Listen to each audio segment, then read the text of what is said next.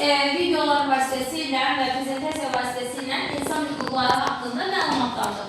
İndi gəlin görək bu məlumatları biz mənimsəyə bildik, yoxsa yox. Məndə rəngli kağızlar və hər birinin arxasında suallar var. Və yaxınlaşacaq kim istəyirsə oxuyacaq, doğru yoxsa yanlış olduğunu bildirəcək. Kim istəyir? Yaxınlaşaq. Birini götürürsən, oxuyursan uca səslə və doğru yoxsa yanlış olduğunu bildirirsən. Aha. Ayrı seçkilik insan hüquqlarına zidd değil.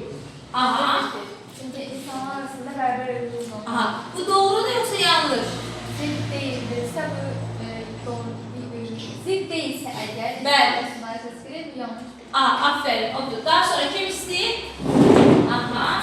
Buradan gələrək Aybəniz, daha sonra Diana. Buyur birini seç. Hem şu an təhsil almaq hüququ var, bəli, tamamilə düzdür. Aha. Həm də sinir təhsil almaq. Aha, əla. Daha sonra Diana. Mənə qarşı doğru yoxsa yanlış olduğunu bildirin. Daha sonra əlavələrinizi edin.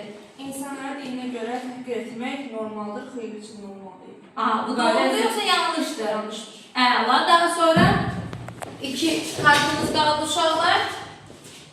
Zorakılıq insan hüquqlarını pozur. Bəli, doğrudur. Daha sonra kim istəyir? Bir kartımız qaldı uşaqlar. Bir kartımız buyur. Oku və cavablandır. Doğrudur yoxsa yanlış? İnsan hüquqları yalnız bölgələrə aiddir, xeyir.